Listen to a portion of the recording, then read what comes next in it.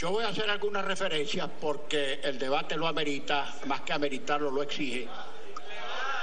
Algunas consideraciones jurídicas y otras de carácter político. En primer lugar, voy a hacer una relación, no exhaustiva por cierto, de las decisiones que ha tomado el Tribunal Supremo de Justicia en sus diferentes salas, a estricta conveniencia del Poder Ejecutivo, por manera de que virtualmente se ha convertido en el bufete del gobierno. El gobierno no necesita Procurador General de la República. Cuando la tuvo, la trasladó y la convirtió en presidenta del Tribunal Supremo de Justicia, lo cual dice muy poco de su imparcialidad. Pero bien, voy a hacer esta relación meramente recordatoria. No me voy a referir, por cierto, a las decisiones de los tribunales de instancia, como el caso de Leopoldo López, de Antonio Ledesma, de Manuel Rosales y otras, porque fueron de tribunales de instancia. Me voy a referir solo a decisiones del Tribunal Supremo. La decisión desaforando a Juan Carlos Caldera, la decisión desaforando a Richard Mardo, la decisión destituyendo y apresando a Enzo Escarano, la decisión destituyendo y apresando a Daniel Ceballos, todos funcionarios electos por votación popular. Decisión sobre el caso de Copey, decisión sobre el caso de Minunidad, la más escandalosa e inútil estafa política de que tenga memoria este país. La decisión de los diputados de Amazonas, que por cierto son los únicos casos respecto de los cuales el Consejo Nacional Electoral no ha informado. Ha informado en todos los casos de impugnaciones, incluso impugnaciones solicitadas por militantes del partido de gobierno. En todos dijo el Consejo Nacional Electoral que las elecciones habían sido transparentes, pero exactamente en el caso de los diputados de Amazonas, el Consejo Nacional Electoral no ha emitido información alguna. La decisión de recolección de firmas sobre los partidos políticos, colocándolos en una situación de tal compromiso como que si con eso pretendieran invalidar a los partidos políticos o ilegalizarlos definitivamente. La decisión de resucitar el decreto de emergencia negado por la Asamblea Nacional.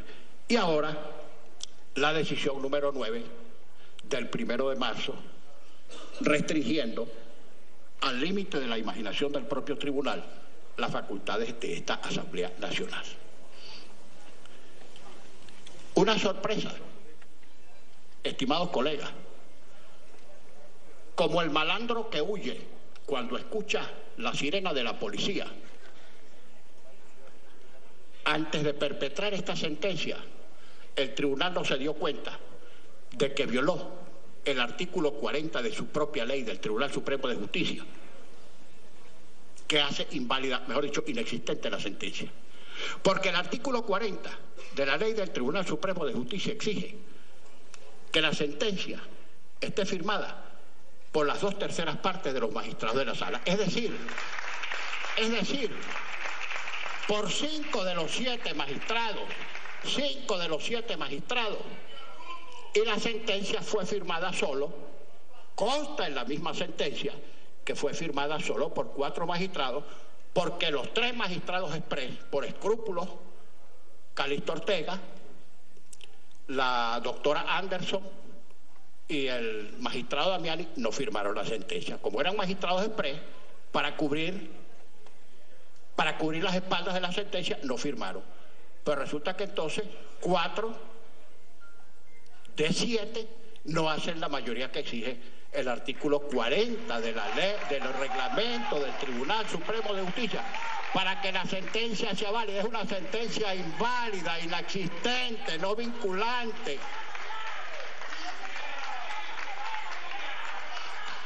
Yo me voy a referir a otro caso, estimados colegas, y celebro que esté aquí mi estimado amigo, el diputado Sanguino. Estamos porque se cumplan 9 años de un célebre debate que hubo aquí en esta Cámara mediante el cual la unanimidad que tenía entonces el gobierno se permitió lapidar, arrastrar por el suelo, befar, humillar y ofender a la Sala Constitucional del Tribunal Supremo de Justicia porque dictó una decisión que no le convenía al Poder Ejecutivo. Voy a leer parte del diario Debate. Entre otros intervinieron mi estimado amigo el diputado Ricardo Sanguino, el hoy magistrado que no tiene ninguna vinculación ni ha tenido jamás con ningún partido político, Calixto Ortega, y voy a mencionar una intervención muy particular de mi extinto amigo, fui muy amigo de él, del diputado Carlos Escarrá Malavé, para que ustedes vean lo que ustedes, como bancada oficialista, hicieron cuando tenían mayoría en la Asamblea respecto de otros órganos del poder público, a los que prácticamente arrodillaron. En ese debate intervinieron Roberto Hernández von Sidler, que era segundo vicepresidente y fue quien propuso el acuerdo. La Cámara estaba presidida por la diputada Cilia Flores y la primera vicepresidenta era Decidé Santos Amaral. Esa es la decisión de esta Cámara, referida por el diputado Omar Barbosa y publicada en la Gaceta Oficial con una serie de considerandos lapidarios contra el Tribunal Supremo de Justicia en Sala Constitucional y su sentencia. Participaron en el debate en la misma tónica, todos en la misma onda. Roberto Hernández von Sidler, Juan José Molina, Iris Valera, Calixto Ortega, Rafik Zucchi, Hiroshima Bravo, Ulises Daal Colina, Tulio Jiménez, Ricardo Sanguino. Voy a leer parte de su intervención, diputado. Freddy Rojas, Francisco López, Jesús Castillo y Carlos Escarrá. Escuchemos las cosas que se dijeron. Por ejemplo, el distinguido colega Ricardo Sanguino dijo respecto de la propuesta de Roberto Hernández von Sidler lo siguiente, cito, y aquí, cito comillas, aquí empieza a hablar el diputado Sanguino. Haga memoria, diputado, aquí está en el diario de Debate. Y aquí tenemos temor de tomar una decisión política. Se trata de una decisión política, compatriotas, que nos está afectando, que está afectando al pueblo y afectando al Estado. Una decisión de Estado. Con esta decisión se está protegiendo a quienes más ganan. Esto es criticando la sentencia del tribunal. Y agrega, entonces todo nuestro pueblo, todo aquel que ratificó a nuestro presidente dirá, bueno, ¿qué estamos haciendo? Estamos ratificando a la revolución. Vamos a profundizar en la revolución, mientras que una institución del poder constituido, que fue reformada y que surge de la Constitución bolivariana, enfila sus baterías contra el pueblo, contra el Estado. Porque si está atacando al Estado venezolano, también está atacando al pueblo venezolano, porque este es un Estado del pueblo, un Estado popular, el poder del pueblo. O sea, psiquitrillando a un órgano del poder constituido porque tomó una decisión contraria al Poder Ejecutivo y a la Asamblea Nacional Representativa. ¿Qué?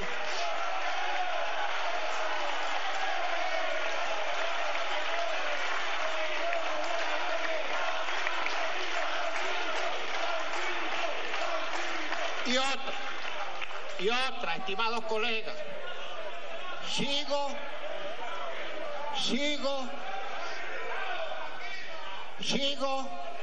con la intervención del fallecido colega Carlos Escarrá Malavé, que era mi gran amigo, como lo es Germán Escarrá también, aunque los dos hermanos en vida tenían problemas políticos, muchas diferencias, pues yo mantuve una gran amistad con Carlos, al tiempo que también la mantenía y la mantengo con Germán, a pesar de nuestras diferencias.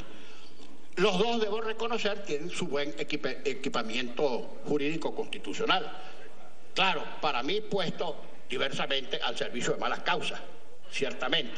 Pero bueno, ¿qué nos decía Carlos Escarrá en su intervención respecto de la Sala Constitucional? Cito, escuchen, no. Si el problema es político, la respuesta es política. Y si la respuesta es política, nosotros tenemos que empezar como nosotros sabemos hacerlo, como lo hemos hecho en cualquier cantidad de acuerdos. Rechazamos profundamente la sentencia por injusta, por inconstitucional, por violatoria de los derechos fundamentales, y vamos a la calle a debatir en el parlamentarismo social de calle el acuerdo. Esa sí es una respuesta política, y una respuesta política, por supuesto, es abrir una averiguación, con lo que estoy total y profundamente de acuerdo, y ojalá que pudiéramos abrir a los 32 magistrados, ojalá pudiéramos abrirle la investigación a los 32 magistrados. Aplausos, dice el diario de Banco. O sea que ustedes aplaudieron febrilmente, tercamente, fanáticamente lo que hoy quieren proscribir como negativo y como imposible que haga esta Asamblea Nacional. El día 17 de febrero, en la primera sesión plenaria que hizo la Asamblea Nacional, después que la Sala Constitucional resucitó el decreto de emergencia que esta Asamblea había negado, hubo una sala plena. Y allí intervino la magistrada Marisela Godoy e hizo una serie de consideraciones sobre la violación flagrante, patente, indiscutible en que había incurrido la Sala Constitucional cuando, extralimitándose en sus funciones, pasando por encima de la Constitución, haciendo interpretaciones caprichosas y evidentemente extralimitadas de su propia competencia, cuando resucitó el decreto. Bueno, después que la magistrada hizo una exposición de 32 minutos, ¿cuál fue la decisión que tomó la presidenta del tribunal? Ordenó que se borrara del registro la intervención de la diputada Marisela Godoy. Que se borrara. Y que solo se limitara a esa sesión plenaria que duró horas, a que simplemente quedara constancia de un reconocimiento a los magistrados que se jubilaron prematuramente, como todos sabemos, por presiones de la misma diputada, de la misma magistrada, presidenta del tribunal, y del magistrado Michael Moreno. Quedó una sesión de más de 3 horas, como que si fuera un homenaje a los magistrados prejubilados. Bueno, colegas, esto es institucionalmente malo. Malo para el gobierno, malo para la oposición, malo para el sistema democrático. Vean las encuestas. ¿Ustedes creen que uno no se preocupa cuando ven las encuestas, por ejemplo, que el PSV como partido político, no aplaudan porque después viene el ácido, el PSV como partido político aparece con el 28%? Aplausos. ¿Y ustedes saben con cuánto aparece Maduro? Con 19%. ¿A ustedes no les llama la atención eso? El PSV con 28% y Maduro con 19%. Reflexionen. Y entre las instituciones, ahí aparece con 9%. No me angustia, pero la oposición como totalidad ya pasó largo al PSV, que es también para que se preocupe. Bueno, pero sigo. Entre las instituciones evaluadas en las encuestas, esto me preocupa a mí también. Entre las instituciones evaluadas por las encuestas, insólito. ¿Ustedes saben quiénes aparecen de primera? De primera aparece una empresa privada, la Polar. De segunda está la Iglesia Católica. De tercero están los medios de comunicación privados. De cuarto está esta Asamblea Nacional. Y ustedes saben dónde aparece las Fuerzas Armadas. Muy, pero muy mal. Históricamente mal, con porcentaje de alrededor del 6%, y eso nunca había ocurrido en la historia de ninguna de las encuestas de este país, hechas por lo menos en los últimos 30 años. Y ustedes saben dónde aparece el Tribunal Supremo de Justicia. ¿Te duele lo que estoy diciendo? Razona, en vez de moverte tanto, compañero Lobo. Y el Tribunal Supremo de Justicia, enormemente rechazado, universalmente rechazado, porque con este tipo de decisiones ya nadie cree que puede recurrir al sistema de justicia en procura de una solución a su caso judicial. Ahora, ese sistema de justicia que en el copito dirige el Tribunal Supremo de Justicia arroja cifras patéticas del 98% de impunidad. La propia fiscal en su informe reconoce cifras muy preocupantes. Esto es lo que tenemos que ver con angustia, más allá de un interés político circunstancial. Ahora, ¿qué le dice a uno la lógica? Viendo las encuestas, viendo la conducta de los organismos, la parcialidad, que simplemente el gobierno, como perdió el control, inevitablemente perdió el control de este poder, porque así lo decidió el soberano, el poder constituyente, pues tienen que aceptar que este poder funcione, como nosotros tenemos que aceptar que el poder ejecutivo funcione mientras esté allí, porque puede ser removido por alguna de las causas establecidas en la Constitución, puede cesar por renuncia, por abandono de cargo, por enmienda, por referéndum o por asamblea constituyente.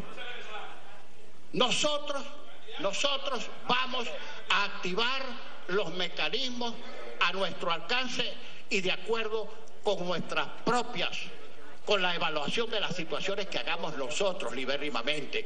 Y no vamos a tomar decisiones populares, sino que vamos a consultar con la gente que nos eligió.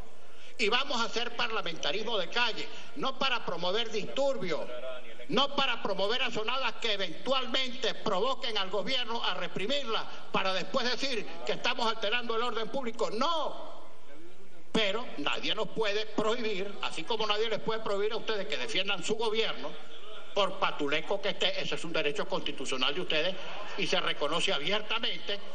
Nadie nos puede criticar a nosotros porque promovamos todas las soluciones que están en la Constitución que hicieron ustedes mismos.